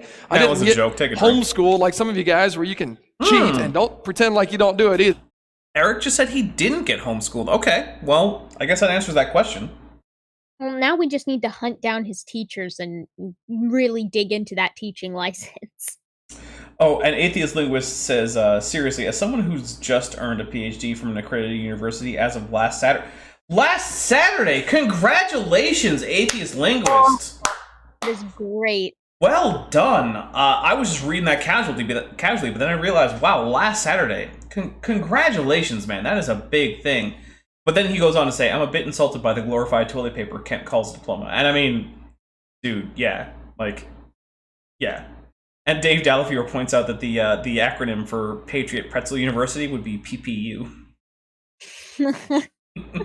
So, you know what? Let everyone in the chat give some big congratulations to Atheist Linguist, because that is awesome. Yep. That is a lot of work. There's a lot of dedication, and linguistics is freaking cool. I don't talk about it much on this channel, but like, if you look at my bookshelf, I have like 4 books on linguistics, and like I spend time learning languages. That does come up every once in a while, mostly because whenever Kent Hovind makes a claim about some language, it turns out I usually know enough about it to disprove him. So Excellent work, Atheist Linguist. That is absolutely superb. So awesome, man. You're a linguist. Yeah. Actually, reach out sometime on like Twitter or like Discord or email or something, because it might be fun to have a stream or even just a collaboration video about stuff like Creationist Tower of Babel linguistics. So yeah, that would be amazing. Yeah, and I have thoughts on that too. So yeah, that's really awesome. And for $2, Dave Dalafiore says in all caps, "Congrats!" So yeah, that is really, really cool. I think Dave is the one sleeping on that pile of money. Seriously, linguists are very well paid. They're very rich. They're the richest. And for $5, Phaon says, "Take a drink for Atheist Linguist." And you know what? It might not have a kaiju emoji on there, but I'm gonna do it anyway because you know what? That's awesome. Yeah. Also, Erica is like the only member of the Science Friends who's not currently working on her Klingon on Duolingo. So let's publicly shame her for that. No, you are not telling me Dan is working on his Klingon. I said like the only. Okay, that's what I thought. That doesn't mean you don't deserve the public shaming for not working on Klingon. Okay, Tubian323 says superb. All right, let's get a little bit more Eric in here. There, I know exactly what you guys do. Go look in the book and write down the answer. Hey, Mom, how did I do on my test? I know how you homeschoolers work. That's cool. But okay, as someone who was homeschooled for like a couple years, he's not wrong. So I'm going to take a quick drink for that. Eric is the type that would get beat up by a homeschooler, though. Oof. That's a big roast for those of you out there who are maybe not part of the American schooling system. Oh, hey, you know what? Canadians have a robust homeschooling network too. Oh, do they really? I didn't know that. Mm-hmm. Yeah. Yep. Just ask Vice Rhino. He homeschools his kids actually. Oh, I didn't know that. Good job, VR. Yeah. how many homeschoolers we got out there? Got any? Yeah, You guys know exactly what I'm talking. Look at you smiling. Yeah, you know exactly what I'm talking about. Okay. Moving right along here, because we don't want to talk about the homeschoolers too much. By the way, I think that's great. If you're homeschooling, that's wonderful. You know, just make sure the kids aren't cheating. That'd be great. We are not against science. We even built Dinosaur Adventureland, a place where kids can come and learn about science. We got a 3-story science center, a creation museum, dinosaurs for the kids to play on, and all the science goes to show how God gets the glory for it. But then the government seized it as a result of failure to pay payroll taxes, and also you never got building permits or code inspections, Eric. So yeah, if you go to Dinosaur Land, please keep a close eye on your children. Yeah, that's the current Dinosaur Adventureland, which is not the same as that one. It's much more downscale, the current Dinosaur Adventureland. But a boy drowned not that long ago there. So also apparently you're From what I hear, you're made to sign a waiver when you enter. Oh my god, that is so awful. Because Kent Hovind is not insured. I mean, well, big that's surprise, a- right? Yeah. Big Papa Kent. So Eric Verthaler 92 for $4.99 asks, still down for an Eric with Erica and Eric sometime soon. Despite the tongue twisteriness of that, right now it looks like Eric with Erica is gonna be monthly for a bit. Right, Erica? Yes, so we are in. Yeah. So send us some send us some communication, and we will try to figure out whether we want to do it like maybe next month or whatever. And yeah, we can do that. Let's see. And for $2, Dave Dallafure says, I bought it from Eric for $6,000. Oh, you're the one who now owns Dinosaur Adventureland, huh? $6,000, eh? I thought that I feel like that's pretty fitting. If it had been an actual museum, maybe it would have been worth, I don't know, $4.5 to $4.8 billion. Well, the funny thing is, until recently, what I had been hearing from the Kent Hovind crowd was that the value was somewhere between $30 and $60 million, which already seems a bit rich. But apparently I was wrong. It's more like $530 million, which is just crazy. Yeah, if you haven't seen that video, go check it out. It's on Cheshire Vic's channel, but it's in my Dapper on Other Channels playlists. I cannot describe it to you. You have to watch the video where we actually read the articles about the whole lawsuit. Yeah, it's absolutely crazy. Love science. I mean, we really do. What we are against is the poison that's being mixed into the textbooks. There is stuff in the science textbooks that has nothing to do with science. Now, I wish I had time. Unfortunately, I don't. How many of you have learned some real practical science? The scientific way to shoot a rubber band. Any guys ever learned that before? Only a handful of you? This is tragic. Oh, man. How can kids grow up without knowing the scientific way? I don't have time. I'm sorry. I don't have time to teach you that. But when you learn the scientific way to shoot a rubber band, you can shoot it 4 times farther than anybody else, which comes in very handy in a rubber band fight, if you know what I mean. We don't have time to get into that. We also teach kids the science. What's that? Which comes in very handy in a rubber band fight, if you know what I mean. True. That feels like a threat. It kind of does. I've been threatened through my screen by Eric Hovind. Time for a restraining order. Speaking of which, for 26, Andreas okay, you're gonna have to give me like the International Phonetic Alphabet on how exactly to pronounce your last name, because I'm going with Elv right now, but I have no idea if that's a good way to go for it. But anyway, for 26, which is a lot of sex right now, doesn't Dinoland have a restraining order on science? I mean, they might as well, because there's just... Actually, I guess I can't say there isn't any, because from what I remember from seeing the tour video of Dinosaur Adventureland, the Science Center, they have an okay explanation of static electricity. Oh, okay. Well, we can say what do they have? Maybe like 3-4%. I mean, static electricity it's definitely less than 3% of science. Solid. Yeah, that's like 0.02% maybe. Like, I feel like most of science has nothing to do with static electricity, but then again, I don't know all of science, so maybe I'm wrong. Yeah, we need to get some of the real science boys in here, Yeah. Let us know. Well, I mean, I've been an electrician a few times, so I would know. Hey, then you know more than me. Yeah, I'll have to tutor you on electrics. Static electricity, or we can just take a trip to Dinosaur Adventureland and find out. Yes. Also, here's my my number one rule and its corollary for electrical safety. If it's currently making a humming or buzzing noise, that means it's energized. If it's not, that does not mean it's de-energized. So if it's humming or buzzing, don't touch it. Always wear rubber gloves. Well, that comes with it. But like, if it's humming or buzzing, don't touch it. If it isn't, that doesn't mean you can touch it. You have to test it first. That's my electrical safety tip for now. Yeah. If you can hear it, it's on. Don't even bother. If Just don't touch wires. Well, sometimes you have to. I've touched a lot of wires in my day. With rubber gloves, little homemade rubber gloves for your little. No. I've touched a lot of wires with just bare skin after I've tested them. You gotta test them first. That's the key. All right, let's get a little bit more Eric in, and we're gonna wrap up pretty soon.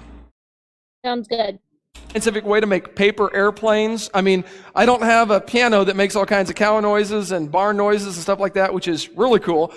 All I do is these little paper airplanes, which isn't very cool compared to that. But these paper airplanes fly more than 400 feet. Whoa. Oh. Matter of fact, these paper airplanes will fly all the way over this arena right here, outside to outside. Matter of fact, these paper airplanes go so far that if they don't get stuck on top of a building or in a tree, they go all the way to the ground. Oh, that was a bad joke. Which we're going to pause at. Then I'm going to tell a quick little anecdote because Bent Hovind reminded me of it in the chat, which, by the way, happy birthday again, Bent Hovind, even if it is belated. We love you, Ben. We do. Let's see. He says, sometimes I get free rubber gloves in the mail. So my last job was at an electrical company. And I had some of my initial gear mailed to Bent Hovind because when I first signed on and moved out for the job, I didn't have an official address. And I didn't actually get an actual address until after I got back from my onboarding and initial training. Which meant, while I was at training, they needed a place to send my stuff. So Bent Hovind, living not too far from where I was going to be staying, was generous enough to just take some stuff for me, and I grabbed it from his place and brought it eventually over to my place. Took the mail heat. But, well, the thing is, somehow, someone at that company got it into their head that another guy, who wasn't me, had as his address Bent's place. And so he received a package for that guy at his place. And I said, you know what? I'll drive down to your place. I'll charge the company for the time. I took my work truck for it. So, charge them for the gas too. And I also charged them for the shipping to mail it to the guy who it belonged to. And I let my manager know, like, hey, wrong address for this guy. This guy lives in, it was something like, I think he lived in, Michigan or something, right? This is really off base. We're shipping it to Arizona. The guy lives in, Michigan or something. Not the right place. Good God. Yeah. So then, a month later, a shipment of electrical safety gloves arrives at Bent's place. And he's like, hey, I got another package for the same guy. I'm just like, do what you want with it. I don't care anymore. So you open it, and yeah, it was full of electrical safety gloves. And so now Bent has a whole set of electrical safety gloves, courtesy of my previous employer, who couldn't get their stuff together to ship safety equipment to the address of the guy who needed it. And also, for $2 from Dave Dalafiore, can it reach the firmaments? Ooh, the firmaments, man. Yeah, young Earth creationists are a little weird on the firmament. But, yeah, they're inconsistent. Mm-hmm. Okay, you guys want an art asset preview? Yes, do it. Let's do it and wrap it up. Okay, well, this is not going to show up on the Discord, the Discord for you, Erica. You're going to have to check out the watch link. That's okay, I'm already on the watch link. Okay, but this is the work-in-progress spaceship for the upcoming Star Trek Adventures game that is currently in the planning stages. This is going to be the spaceship. I still have a lot of work to do on it, but it's in the works. Yeah. But, let me know what you guys think. I already have seen this, though. Oh. I think I saw it. Well, there's been work done on it since then. Okay, I'm seeing the updated version. Yeah, so it's pretty cool, And I asked a Bent for some Like, give me some inspiration. Like, what do you want to see out of this? And he was like, I don't know, make it Klingon. I'm like, all right. And this is what I got so far. You were like, fine. Yeah. So we got some forward swept, then back swept nacelles. We got a neck, you know. It's kind of Klingon-y, I don't know. Dapper Dino, this is from Kenny. Ever play FTL? I have played FTL. It's a little bit too RNG for me.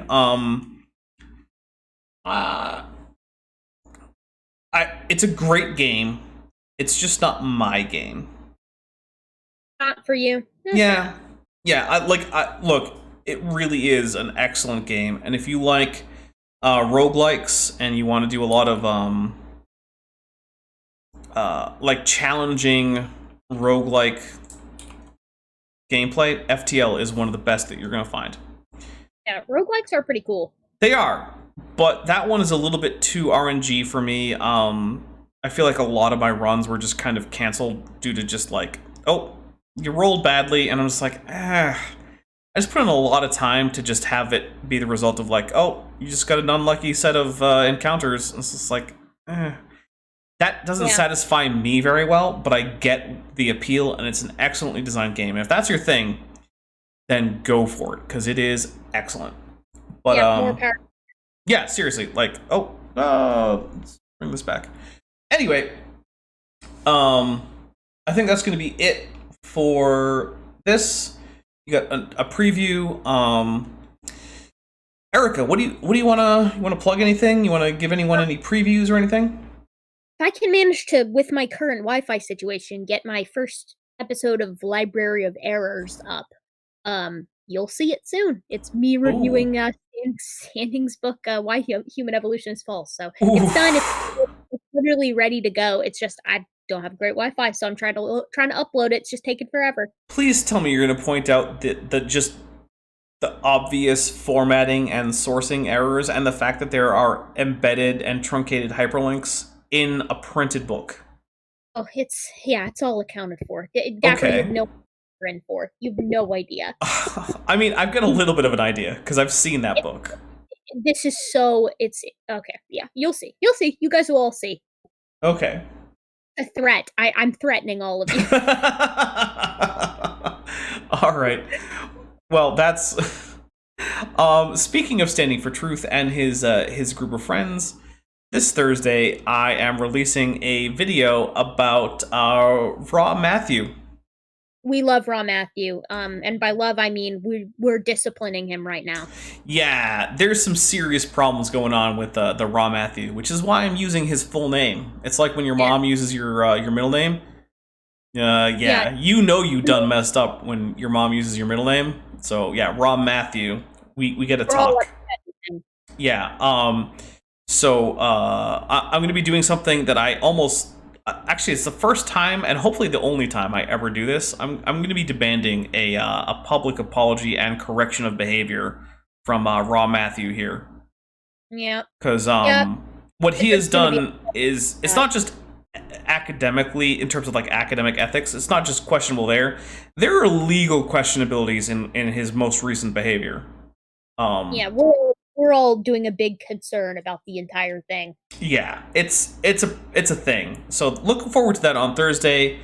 Saturday, I think I'm just gonna re-upload my Mr. Batman debate onto the channel. I don't even know if I'm gonna premiere it because I don't know that I want to watch it again. I wouldn't. I wouldn't put yourself through that. It's a frustrating experience, and I was doing it secondhand. Yeah, so I probably won't. I don't think I'm going to premiere. I'll probably just release it at like noon or so on Saturday. Feel free to watch it. It'll be there. It'll exist. James has emailed me the link to the video to just download it directly from his Google Drive or whatever it is. I don't remember. So and then next Tuesday, Kent with Bent is back on. Kent with Bent 34. So getting high up in those numbers. Yeah, I know. And unlike the NFL, when we get to Kent with Bent 50, I'm not going to change it to a 5-0. It's going to have an L because I think more highly of my audience than the NFL thinks of theirs. Yeah, the NFL, they don't like their audience. They think we're idiots. And Yeah. by we're, I don't watch sports, but the general public. So, the Super Bowl is one of the only sports games I ever watch, and mostly I watch it because sometimes I'm invited to Super Bowl parties that have decent food. See, Super Bowl party, that's exactly why I go to Super Bowl parties, is because they always have good food, but I don't know the rules of any sport in its entirety, and I played tennis for 4 years in high school. I couldn't tell you tennis. So I know enough of the rules of football to be able to know more or less what's going on. I when people cheer, that's when I start cheering. They're doing a sport. That's what I understand. All right. Well, thank you very much, everyone, for coming and watching us suffer through Eric Hovind.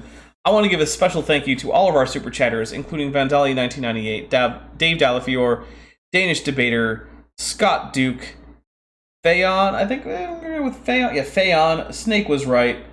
And Atheist Linguist, Eric Vierthaler, and Andreas Elva, which I still think I'm mostly pronouncing correctly. But hopefully I will see you on Thursday for my premiere of a relatively short but scathing video about Raw Matthew. And have a nice afternoon, night, morning, whatever it is for you. We love you guys.